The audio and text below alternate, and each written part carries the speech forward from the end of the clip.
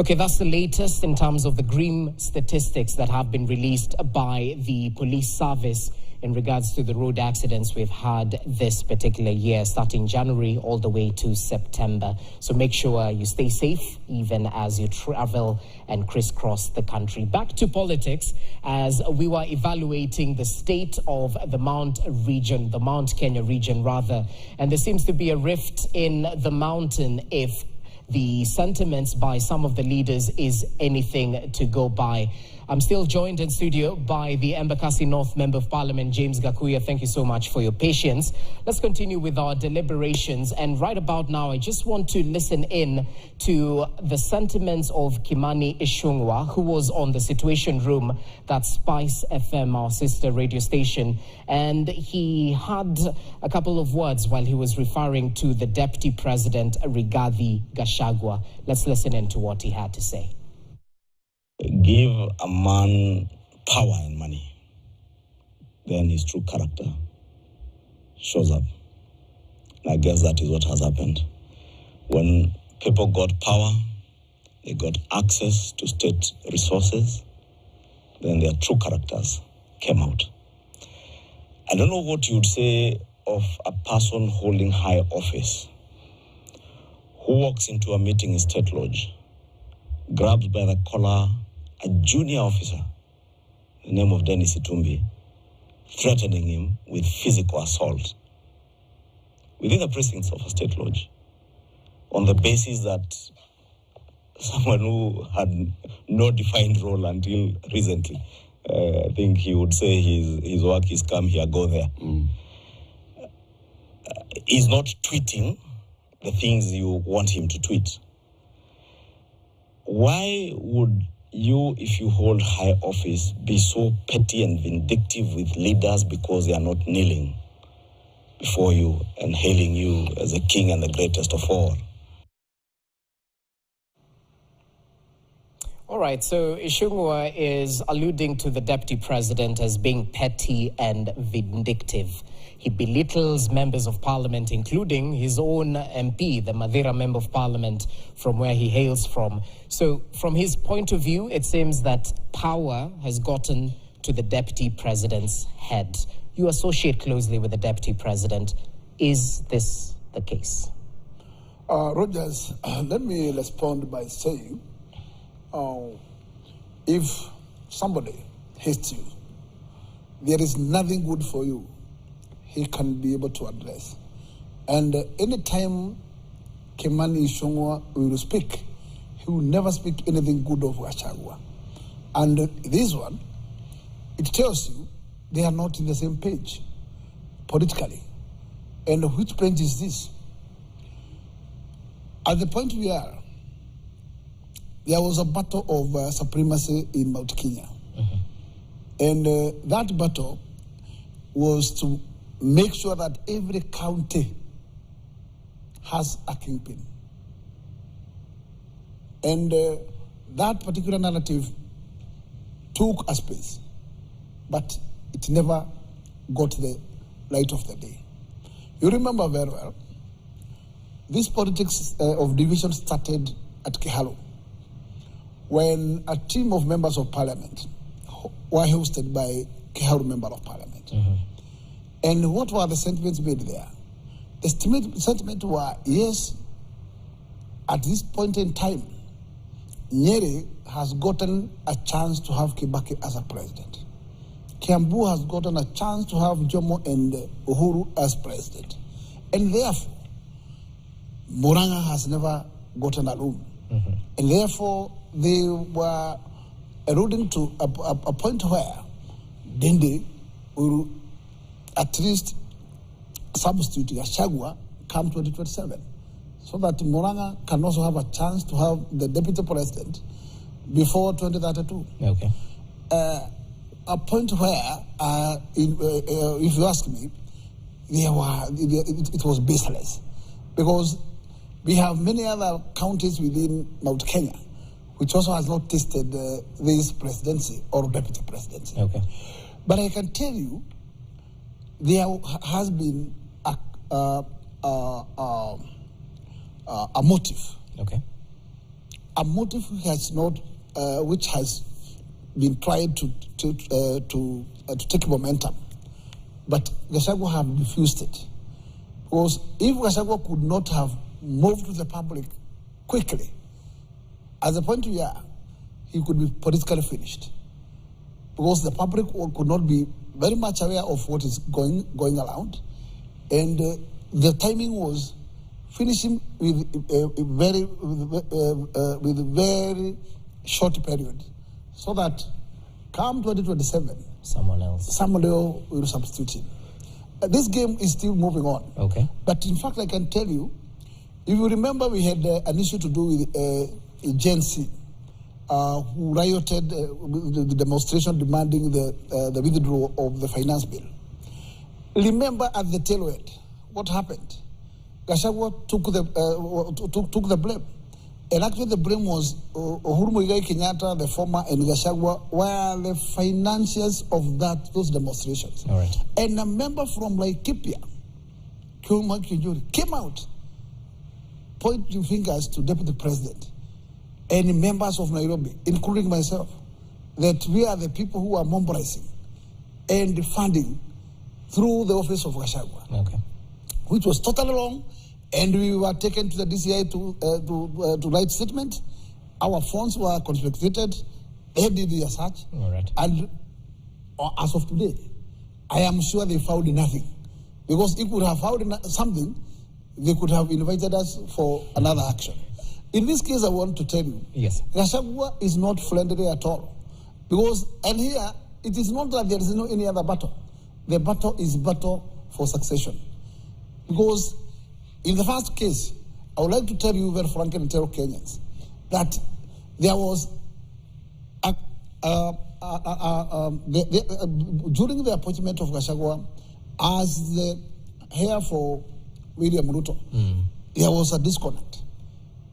Kidiki was part of those who fronted themselves for that position. Okay. And the matter that how it ended, it never ended well. Finally, members wanted to make a decision, but the head of state said he is the one to determine who will be his heir.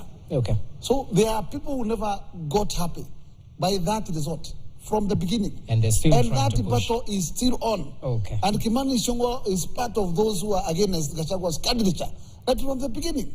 And let me tell you, that friendship is not there until when Gachagua has been seen out of the podium. So tell me this, because we've had talk that the deputy president's mannerisms do not depict the stature of the office he holds. In terms of some people think that he's part of the presidency, he should be a symbol of national unity, yet there's so much obsession with the mountain. Briefly, why is he obsessed with the mountain? Because many people from other regions don't feel included when he speaks for the mountain. Simple. Rogers, I just want to be very simple in that, in the answer to your question. Okay.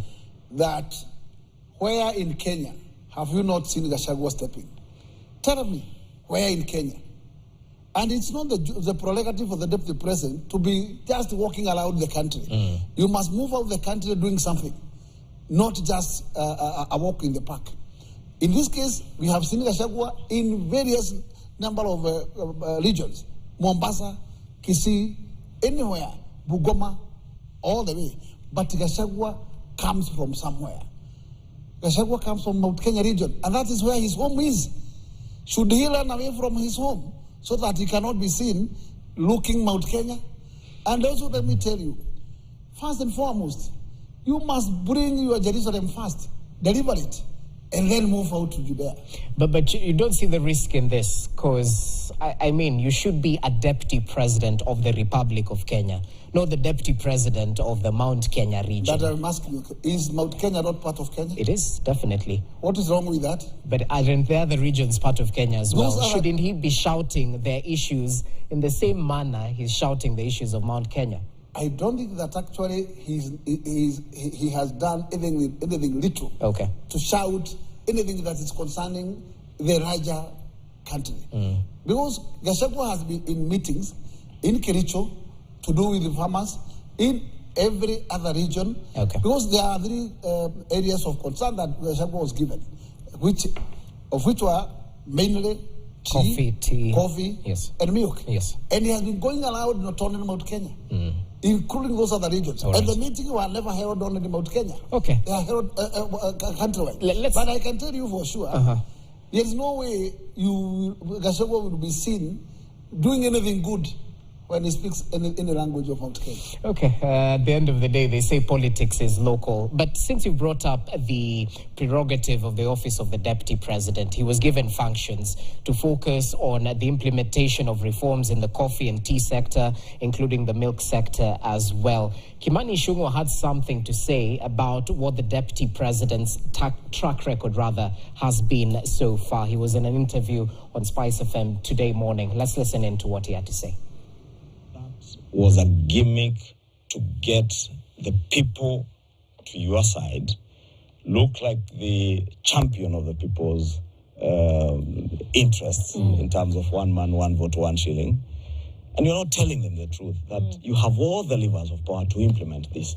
But it's something you want to hoodwink people so that you fight for actually what you're looking for, which are basically resources and unfettered control of resources without any questions, even those that you misappropriate.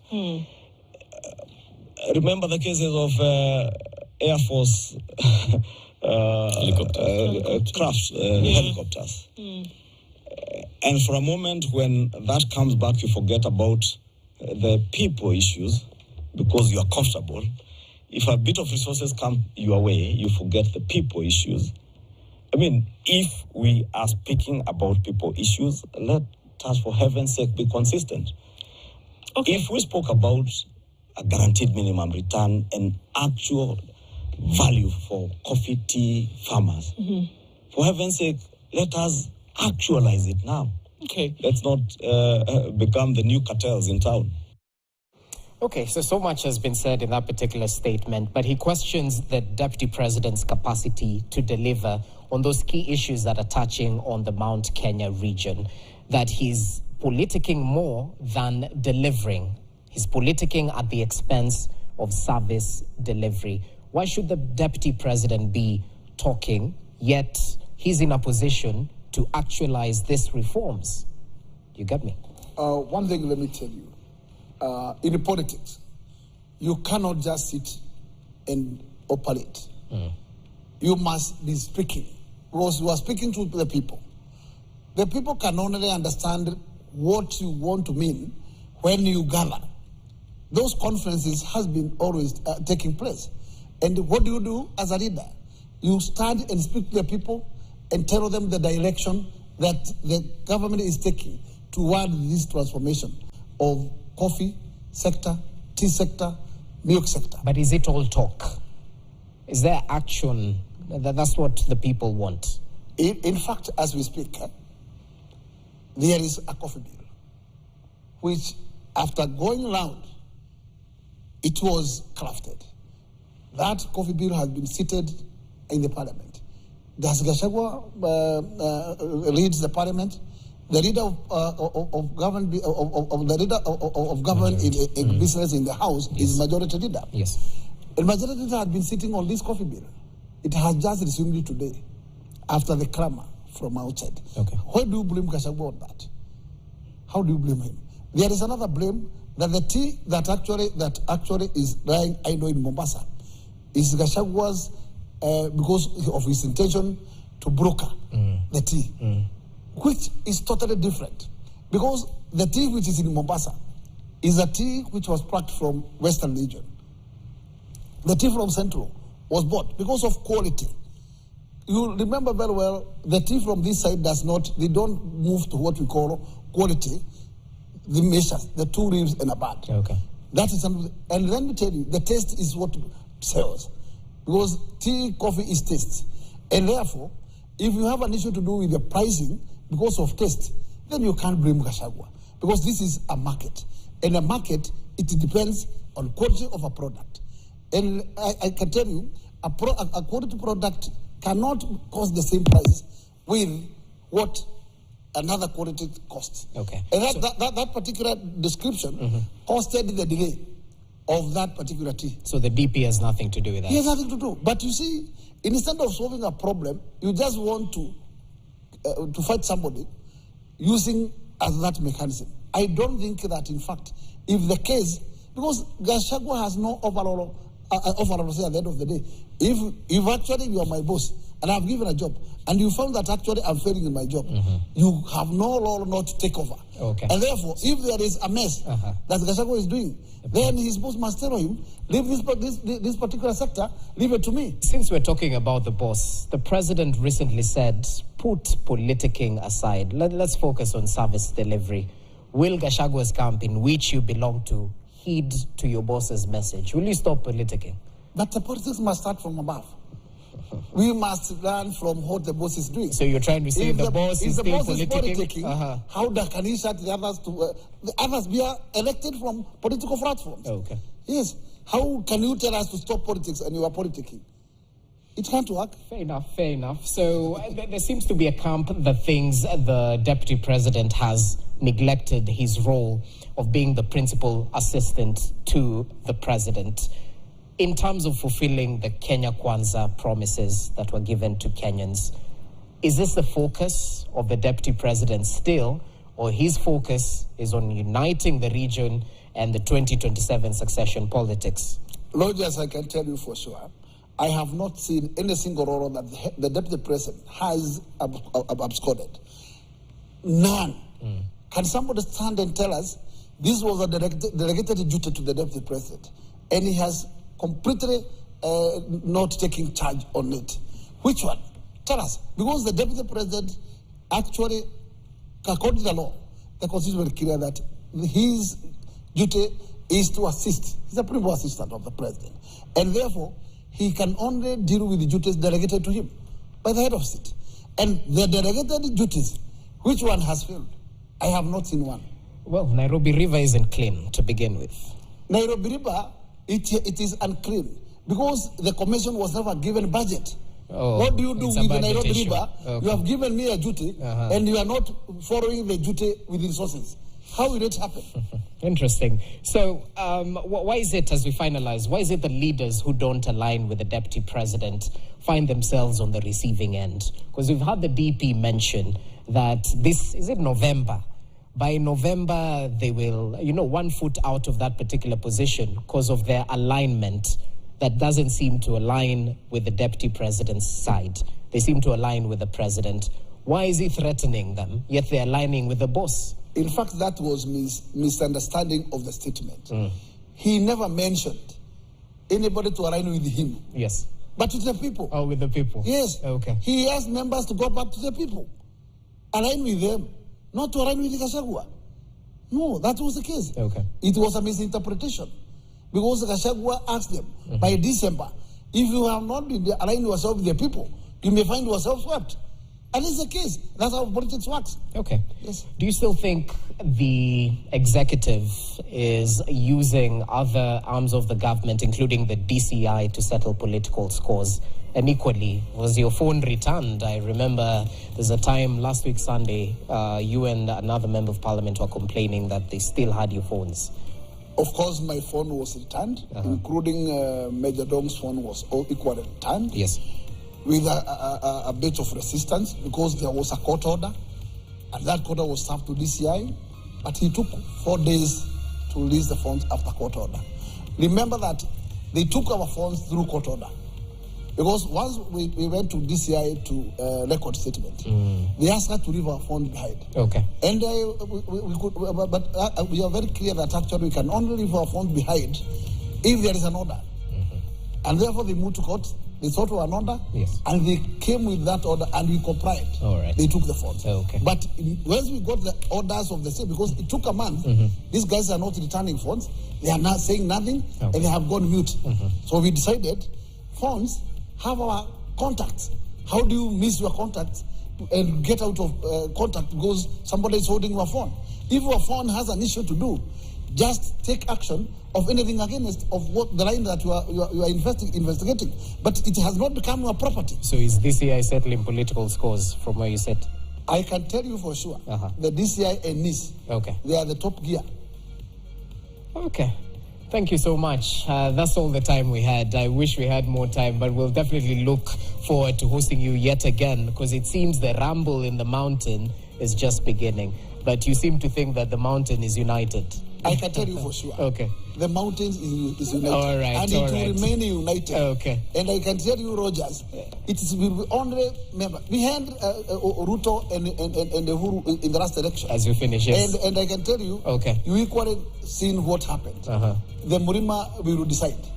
And it will decide, and the bitterness is that that somebody is getting popularity day by day. Thank you so much, Bora Wasiguze Mlima. Thank you so much for your contribution. Embakasi North Member of Parliament giving us his take on the recent developments that have played out in the political landscape, touching on the Mount Kenya region, and specifically the Deputy President of the Republic of Kenya, a camp in which he belongs to. Let's take a look at what you can expect on tomorrow's edition of the Bold newspaper. That's the Standard. And of course, we continue with our focus on the Acting Inspector General of Police, Gilbert Masengeli, who is engaging in a back and forth with the courts, this time threatening judges with withdrawal of their security. 3 men are nowhere to be found, weeks after it was claimed that they were abducted by police officers. What happened to them, and why is the police service mandated under the Constitution to protect limb and property, turning a deaf ear to efforts to find them? That's what you'll be waking up to on tomorrow's edition of Kenya's Bold newspaper, The Standard, including other stories highlighted. So make sure you grab yourself a copy. Stay informed. Only the bold speak the truth, as they say. Let's take a look at some of the feedback, the messages you send to us. Remember, on our BQ, we asked you to send a message of encouragement and empathy to the parents, the teachers, and relatives of the 21 young victims of the dormitory fire at Hillside and Arusha. Just reading one or two of them. Onyango Amieno from Chemelil says, may the Almighty give the parents strength to overcome this painful situation. Frederick Ebasu says, God is never blind to your tears, never deaf to your prayers, and never silent to your pain. He sees, hears, and will deliver to you. Trust in him. He's faithful, the Alpha and Omega. Thank you so much. That's all the time we had on tonight's edition of Newsline. That's how we wrap up. I hope you're adequately informed and trust KTN to keep you updated on the latest developments. My name is Jesse Rogers. Meresha Witi is our sign language interpreter. Good evening.